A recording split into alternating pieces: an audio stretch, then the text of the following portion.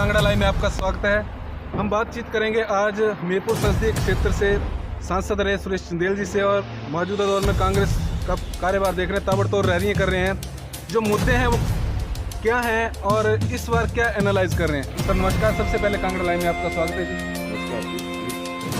Sir सबसे पहला प्रश्न आपसे रहेगा, क्योंकि आप ताबड़तोड़ रैलियां कर रहे हैं, फतेहपुर से भी निकले ही हैं आपको भी मंडी जाना है। किस तरह से देखते हैं आप इस चुनाव को, उपचुनाव को? मैं समझता हूं कि ये चुनाव प्रदेश सरकार के मुंह पर करारा तमाचा पड़ेगा, क्योंकि जिस तरीके से प्रदेश में महंगाई और बेरोजगारी की आग में लोग झुलस रहे हैं, उससे लोग दुखी हैं, पीड़ित हैं।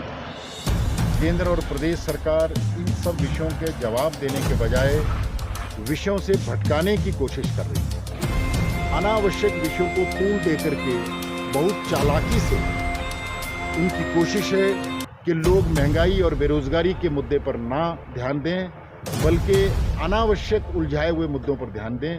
मुझे लगता है कि वो सफल नहीं होंगे। लोग गहरी नज़र महंगाई और बेरोजगारी पर टिकाए हुए हैं और इसका जवाब आने वाले उपचुनावों में वो देंगे। सर दूसरा प्रश्न ये रहेगा, क्योंकि इस बार महंगाई भी मुद्दा है और 3 विधानसभा उपचुनाव हैं और एक लोकसभा मंडी का संसदीय क्षेत्र का उपचुनाव हो रहा है। सर किस तरह से देखते हैं आप तीनों को? क्या कांग्रेस किस तरीके से इस बार जो अपने आप को क्या डिफाइन कर पा रही है या डिफेंस में अपने मुद्दे से किस रख पा रही है? निश्चित तौर पर हम लोग इन मुद्दों को, जो लोगों के ज्वलनशील मुद्दे हैं, उन्हीं मुद्दों को केंद्रित करके चुनाव लड़ने की कोशिश कर रहे हैं। जैसा मैंने पहले भी कहा कि सरकार की कोशिश है कि उन मुद्दों से लोगों का ध्यान भटके। मैं ये भी कहना चाहता हूँ कि सरकार इस चीज़ का जवाब नहीं है कि आज भी खबर आई कि डिपो के ऊपर जो सस्ते राशन थे उनके रेट बढ़ गए, दालों के रेट महंगे हो गए। जो गरीब आदमी का निवाला है, जिस पर गरीब आदमी भी जीता है और उसकी एक आशा उस पर रहती है, उसके ऊपर भी सरकार ने चोट करने की कोशिश चुनाव के दौरान की। और इसके पहले भी इस सरकार ने जहां डीजल पेट्रोल को इतना महंगा कर दिया है कि लोग उन डीजल और पेट्रोल को एक किस्म से पीड़ित हैं और इसके कारण महंगाई चौतरफा बढ़ी। सर केंद्र में भी भाजपा की सरकार है और प्रदेश में भी भाजपा की सरकार है। ऐसे में पेट्रोल के दाम जो है वो दिन प्रतिदिन बढ़ रहे हैं, साथ ही सिलेंडर जो है वो भी दिन प्रतिदिन बढ़ता जा रहा है। तो आम आदमी के लिए सरकार ने बहुत अच्छी योजना चलाई है, तो उन योजनाओं को किस तरीके से इस महंगाई में जो आम जन है वो उसको पूरा कर पाएगा? सरकार ने कोई योजना नहीं चलाई है। डीजल पेट्रोल महंगा हो चुका है। जिन मुद्दों के ऊपर मोदी जी और बाकी भाजपा नेता बड़े बड़े भाषण झाड़ते थे कि बहुत महंगा हो गया है, आज उसके बारे में वो नेता चुप्पी साधे हुए हैं और ये जवाब देते हैं कि ये महंगाई तो बढ़नी ही है। हर बच्चा जानता है कि जो 30 रुपये लीटर चीज़ है उसको आज जरूरत से ज़्यादा टैक्सों के बोझ में लाद करके 100 रुपये तक सरकार बेच रही है। सरकार की कोशिश है कि लोगों की जेब से कैसे अधिक से अधिक पैसा निकाला जाए, निचोड़ा जाए और लोगों को ध्यान को भ्रमित करके उनको उसमें उलझाए रखा जाए। सर मंडी की बात करें, मंडी लोकसभा में एक मुद्दा इन दिनों चर्चा पे है, जहां पर रानी प्रतिभा सिंह की बात की जा रही है। उन्होंने एक बयान दिया है शहीदों पर, क्या कहेंगे सर, कैसे देखते हैं उसे आप? देखिए, उन्होंने जो कहा है उसको मुझे लगता है तोड़ मरोड़ करके चीज़ें बाहर आई हैं। हम कांग्रेस पार्टी के नाते शहीदों का बहुत सम्मान करते हैं, पूर्व सैनिकों का बहुत सम्मान करते हैं और हम ये महसूस करते हैं कि कारगिल के लड़ाई के बारे में उन्होंने ये ज़रूर कहा कि हमारी देश की भूमि में, टेरिटरी में कुछ लोग आ गए, उनको खदेड़ने के लिए कारगिल का युद्ध हुआ। उन्होंने किसी ना सैनिक ना पूर्व सैनिकों का सम्मान नहीं किया। ये बात को भटकाने की कोशिश प्रदेश सरकार ने की है, क्योंकि ये चाहते नहीं कि कोई ना कोई उलझाव आए। उन्होंने ये बात कही, उन्होंने कभी ये नहीं कहा। और हमें जानते हैं कि वीरभद्र सिंह जी की सरकार जब हिमाचल प्रदेश में थी तो बरमाना जैसी जगह में पूर्व सैनिकों को सीमेंट ढकने का काम उन्होंने दिया। पूर्व सैनिक कल्याण बोर्ड की स्थापना हुई। जिस सरकार और उसके उसके बारे में इस तरीके के भ्रामक बयान देना सरकार की गैर जिम्मेदारी का बड़ा परिचय है। अंधेर साहब, आप खुद भी सांसद रहे हैं, तो किस तरीके से देखते हैं, क्या मंडी की सीट कांग्रेस जीत रही है?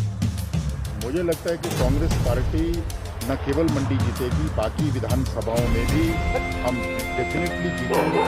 उसका कारण है कि लोग हिमाचल प्रदेश के भारतीय जनता पार्टी को वोट देने का मतलब होगा कि महंगाई पर मोहर लगाना, भाजपा को वोट देने का मतलब होगा कि बढ़ती बेरोजगारी को ऊपर मोहर लगाना, भाजपा को वोट देने का मतलब होगा कि जो प्रदेश के अंदर अफसरशाही हावी है, सरकार कम दिखाई देती है, उसको ऊपर मोहर लगाना। मुझे लगता है हिमाचल एक जागरूक प्रदेश है, मतदाता बहुत जागरूक है, वो महंगाई बेरोजगारी की चोट जरूर इस सरकार को आने वाले चुनाव में करके कांग्रेस को विजयी बनाएंगे और इस सरकार को सबक सिखाएंगे, ऐसा मुझे पूरा है। ऐसा माना जाए कि कांग्रेस जो है वो 3 विधानसभा चुनाव उपचुनाव जो हो रहे हैं और एक जो मंडी संसदीय क्षेत्र का चुनाव है, चारों सीटों पर आ रही है। निश्चित तौर पर आएगी, क्योंकि प्रदेश जो डबल इंजन सरकार जिसको ये बार बार कहते थे, इन दोनों इंजनों ने महंगाई भी बढ़ाई है, बेरोजगारी भी बढ़ाई है। आज मुझे ताज्जुब होता है कि मंडी हिमाचल प्रदेश में बेरोजगारी के ऊपर नंबर 2 पर है, महंगाई भी बढ़ी है, बेरोजगारी भी बढ़ी है। तो जहां नंबर 2 पर है और नौकरियां पड़ोसी राज्यों को जा रही हैं, इससे बड़ा मजाक नहीं हो सकता नौजवानों के साथ। और वो नौजवान छिप के बैठा है कि चुनाव आए और हम इस सरकार को सबक सिखाएं। साहब, आपने बेरोजगारी की बात की, बेरोजगारी तो कांगड़ा में भी है, जो देखा जाए सबसे बड़ा जिला है, तो किस तरीके से देखते हैं, क्योंकि यहाँ भी उपचुनाव हो रहे हैं, तो ये मुद्दे कहीं ना कहीं गौण हैं। तो ऐसे में जो वोटर है वो साइलेंट है, सभी प्रचार कर रहे हैं, लेकिन अभी जो मतदाता की नब्ज तक कोई पहुंच नहीं पा रहा है। किसान जो है हाहाकार कर रहे हैं, उनका राशन जो है वो गोदामों में सड़ रहा है, और ऐसा ही नोट पहुंचे लोगों का धान सड़ गया, सरकार नाम की चीज कहाँ नजर आई। और इसी तरीके से जो किसान अभी सड़कों पर बैठा है दिल्ली में, उसको बैठे हुए 1 साल से ज़्यादा हो गया। वो अन्नदाता जो पूरे देश का पेट पाल रहा है, उसकी आप बेपरवाह। आपको अडानी अंबानी की तो चिंता है, उस किसान की चिंता नहीं है जो अपना रात दिन मेहनत करके पेट भरता है। उस किसान को आपने राम भरोसे छोड़ा हुआ है। तो वो पीड़ा जो है, समाज जागृत है आज, वो सब चीज़ों को समझता है। यही चुनाव अवसर होते हैं कि सरकार के आंखों पर चढ़ी हुई चर्बी को पिघलाया जाए, ताकि सरकार को ये बैठे हुए किसान नजर आएं, सरकार को ये महंगाई से झुलसते हुए लोग नजर आएं, सरकार को बेरोजगारी से झूलते हुए नौजवान नजर आएं, उनके लिए कुछ नीतियां बने। अभी तो सरकार जो ड्रामेबाजी कर रही थी उसमें वो एक्सपोज हो चुकी है। कांगड़ा में इतना बड़ा इन्वेस्टर लीक किया, उसके रिजल्ट क्या है सरकार बताए ना लोगों को, नौजवानों को बताए कि क्या हुआ, इसमें कुछ नहीं हुआ। और इसी तरीके से आज जो कांगड़ा की आपने बात की, मैं कहना चाहता हूं कि कांगड़ा नंबर 1 पर बेरोजगारी में हिमाचल प्रदेश में है। नौकरियों की बंदरबांट हो रही है, 1-2 मंत्री अपने अपने विधानसभाओं में सब घसीट के ले जाते हैं और लोग तमाशबीन बने हुए हैं। तो इस तरीके की बंदरबांट होगी, एक तो नौकरी निकलती नहीं है। सरकार कई बार अखबारों में ये छपवा देती है कि नौकरियों का पिटारा खुल गया, और जब संख्या पढ़ते हैं तो कई बार 150 संख्या होती है, कई बार 200 होती है। ये पिटारे खुल गए। 10 लाख से ज़्यादा बेरोजगार हो गए हैं प्रदेश के अंदर, सबसे ज़्यादा कांगड़ा में है, उसके नंबर 2 पर मंडी में है, और नौकरियां जो निकलती है वो बाहरी राज्यों में या बंदरबांट में जा रही है। आम आदमी इससे भयंकर दुखी है, और वो इस चुनाव को एक अवसर के रूप में इस सरकार पर चोट करके उसका हिसाब किताब चुकता करना चाहता है, ऐसा मुझे लगा। जी सर, सांसद रहे हैं आप, एक भाजपा के जो मौजूदा में अगर बात करें, सीएम है हमारे जयराम ठाकुर जी, वो भी और तमाम जो मंत्री हैं ये आरोप लगाते हैं कि कांग्रेस नेतृत्वहीन पार्टी है, तो इसे आप किस तरीके से देखते हैं? हम ये कहते हैं कि ये जो नेतृत्वहीन पार्टी कैसे कह सकते हैं, इस पार्टी के अंदर नेतृत्व हो रहा है और ये सबसे पुरानी पार्टी है। आज ये तो कहते हैं कि जो 70 साल में कुछ नहीं किया, इनको ये मालूम नहीं है कि देश अन्न के रूप में जो आत्मनिर्भर हुआ है वो कोई मोदी जी के आने के बाद नहीं हुआ, जयराम जी के आने के बाद नहीं हुआ है। ये अन्न के मामले में निर्भर तब हुआ है जब कांग्रेस की सरकार इस देश में, ये सैटेलाइट में जाने का काम उस समय शुरू हुआ जब कांग्रेस की सरकार। अनेकों ऐसे काम हुए, ये जितने PSU जिनमें रोजगार भी पैदा हुआ और पैसा भी पैदा हुआ और जो देश के विकास में लगा, कांग्रेस के ज़माने में हुआ। तो ऐसा कहना कि उस समय कुछ नहीं हुआ, ये लोगों को ध्यान बांटने की कोशिश है, और इन सब चीज़ों को अब लोग गहराई से समझते हैं। अपने कांगड़ा लाइव को टाइम दिया, इसके लिए बहुत बहुत धन्यवाद सर। आपका बिजी शेड्यूल है, मंडे निकल रहे हैं, बहुत बहुत बधाई आपको वाल्मीकि जयंती की एक बार फिर से, क्योंकि आज वाल्मीकि जयंती भी है। ये थे हमारे साथ सुरेश चंदेल जी, जिनसे हमने बातचीत की। महंगाई के मुद्दे हों, चाहे आम जनमानस से जुड़ा हुआ मुद्दा हो, हर मुद्दे को टच किया है।